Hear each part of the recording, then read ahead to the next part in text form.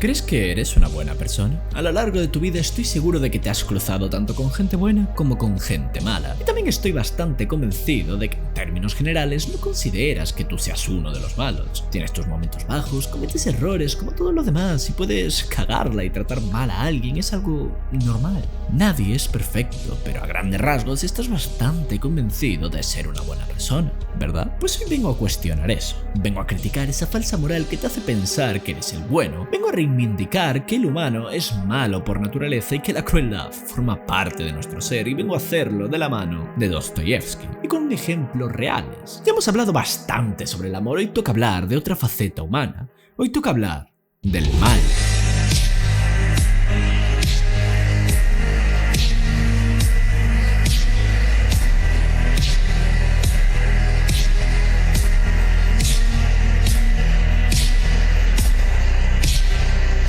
En 1945 y 1946 tuvieron lugar los juicios de Nuremberg. En ellos se juzgaron a 23 oficiales nazis y más de 1000 soldados de distintos rangos. Se les juzgaba por todos los crímenes contra la humanidad que habían cometido, todo el dolor y las muertes que habían causado, y en su inmensa mayoría la defensa fue la misma. Solo cumplíamos órdenes. Más de 1000 soldados, asesinos y torturadores llorando como niñas pequeñas y culpando al oficial de turno de forzarles al tirar del gatillo con sus órdenes. Curioso. Durante más de 300 años, la Inquisición perseguía, asesinaba y torturaba todo aquel considerado hereje. Miles quemados vivos, miles que probaron los métodos de tortura más creativos de la época. Todos supuestamente en nombre de Dios, en nombre del bien. En 1968, soldados estadounidenses masacraron a más de 500 civiles en Vietnam, supuestamente para frenar la expansión del comunismo y luchar contra el enemigo. ¿Qué enemigo había en esas aldeas? Entre 1924 y 1976, entre Stalin y Mao, 100 millones de personas murieron de hambre, purgas políticas, trabajos forzados y represión social. Todo en nombre de la lucha de clases. Todo por esa utopía social comunista. Como estos hay muchos más ejemplos alrededor del mundo y a lo largo de la historia. La eterna lucha entre el bueno y el malo, siendo ambos un concepto vago y ambiguo que cada persona con la más mínima cuota de poder tiene la necesidad de definir, tiene la necesidad de llamarse a sí mismo bueno y al otro malo, sea quien sea ese otro. Si al oír alguno de estos ejemplos has sentido esa necesidad patológica de defender alguno de ellos, has sentido el ímpetu de ponerte en pie y decir: no, esos no fueron los malos, fueron los buenos, estaban a favor de todo lo bueno y en contra de todo lo malo, los otros eran los malos. Pues siento decirte que formas parte del juego y que por supuesto no es así. Todos han cometido actos imperdonables, crueles y miserables. Todos ellos son responsables de muertes y dolor, de lágrimas y sangre. Y todos y cada uno de ellos lo han hecho sabiéndose los buenos de la historia. Todos han justificado sus atrocidades de una forma u otra. Quienes no delegan la responsabilidad en el orden de un rango superior se justifica con una idea o concepto lo suficientemente bueno y virtuoso como para que en su nombre se puedan cometer las mayores atrocidades imaginables. Siempre por un bien mayor.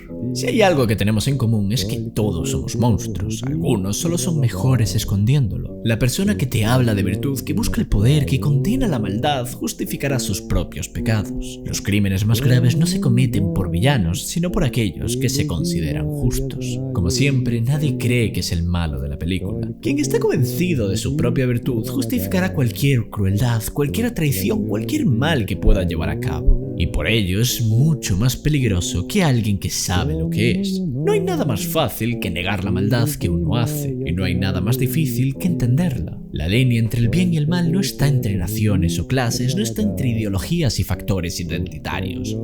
Esta línea pasa por el corazón de cada persona, por cada decisión y acto que toma, por cada lágrima y sangre que derrama. No confíes en quien hace alarde de su bondad, en quien critica y ataca cada aspecto positivo de los demás. Confía en quien conoce su propia oscuridad, quien es capaz de ver el lado bueno del enemigo, quien entiende que no siempre hay buenos y malos, quien es capaz de comprender que a veces él es el malo de la película. Dostoyevsky decía: el hombre es un ser que si se le deja puede hacer todo, hasta el mal más espantoso, porque la libertad de hacer el mal está en él. Como yo lo veo, cada ser humano tiene tiene el potencial de hacer el mal, estoy de acuerdo, pero el elegir no hacerlo es lo que nos hace humanos, ya que a mi parecer el mal no nace de nuestra naturaleza humana, sino de nuestra condición de animal, de nuestros instintos más primarios. Un animal carente de razonamiento y carente por tanto de los límites morales impuestos por la sociedad, la religión o el grupo al que pertenezca, podría ser considerado, desde nuestra perspectiva, como un ser malvado. Un animal lo que más priorizará por razones evolutivas es la autopreservación,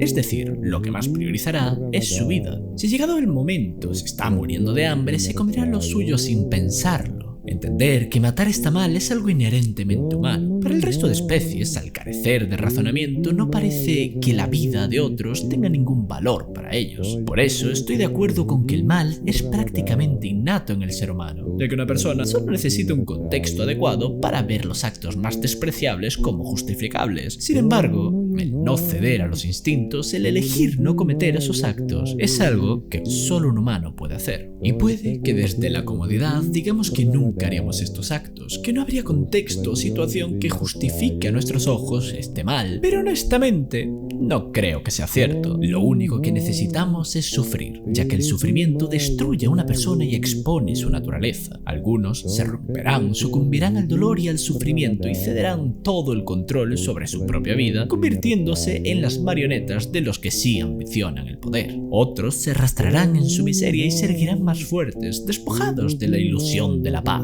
de la mentira del control, viendo el mundo tal y como este es. Y esos que regresan del abismo no vuelven a perseguir la felicidad, ya no buscan el confort, buscan la verdad, aunque ésta les queme. El humano es una criatura que es capaz de justificar cualquier cosa tanto a sí mismo como a los demás. Dale una razón, dale una necesidad y cometerá los actos más innombrables, todo ello mientras se cree justo, mientras cree que hace lo correcto, porque alguien se lo ha ordenado, porque sus ideas son las correctas o por el motivo absurdo que más paz le haga sentir. ¿Crees que eres buena persona? ¿Crees que estás del lado bueno de la historia? Puede que simplemente nunca hayas sido puesto a prueba, puede que realmente nunca hayas tenido la necesidad o la oportunidad de mostrar tu verdadera naturaleza. Una persona que nunca ha sufrido, una persona que nunca ha sucumbido a la desesperación, que nunca tuvo que elegir entre su alma o su supervivencia, no se conoce a sí mismo. Pero pone a una persona en la oscuridad, prívale de sus comodidades y de todo cuanto quiere y ama, y verás lo que hay dentro.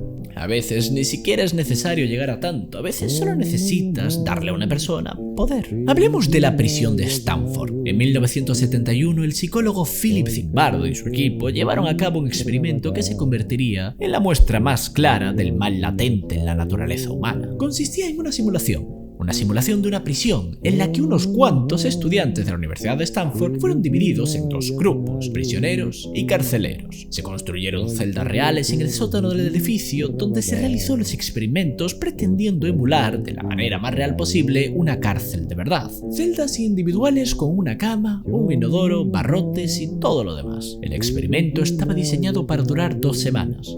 Tuvieron que detenerlo en el 6º día. Los primeros días el experimento iba bien. Como es normal, el grupo de los prisioneros, elegidos al azar, todo hay que decirlo, estaban descontentos con su rol. Alguno mostró más resistencia a cumplir las órdenes y castigos que le daban, por lo que los guardias comenzaron a poner reglas más estrictas, castigos bastante más duros. No tardaron en aislar y privar de comida y agua a los más rebeldes. Con el paso de los días, las humillaciones aumentaron. Algunos guardias encontraron formas de hacer daño físico de forma indirecta a los prisioneros, ya que la única prohibición que tenían era la violencia física explícita. Los ponían de rodillas durante horas, les obligaban a hacer ejercicio sin comer ni beber, hasta que no se tuvieran en pie. Les privaban del sueño, del baño y les humillaban constantemente. Como cuando les mandaron limpiar el váter con las manos o cuando les forzaron a desnudarse en público y hacer ejercicio hasta caerse. Se les quitó el nombre y solo se referían a ellos por un número e insultos, ya que despojar de humanidad al enemigo es una de las formas que te permite justificar más fácilmente todo el mal que le hagas. Pero no creas que solo los guardias mostraron su maldad.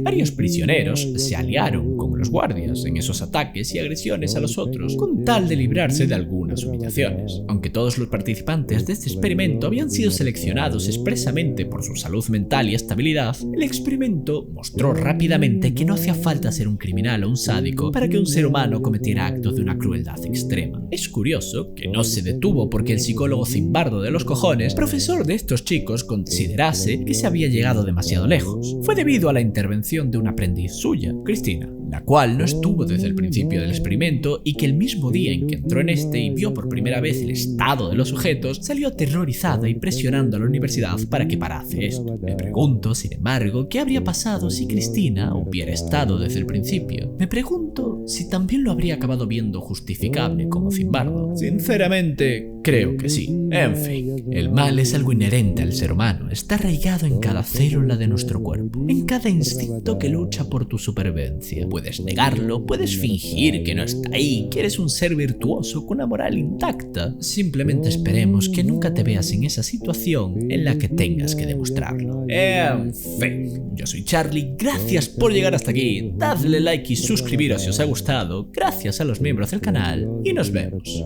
en el próximo vídeo.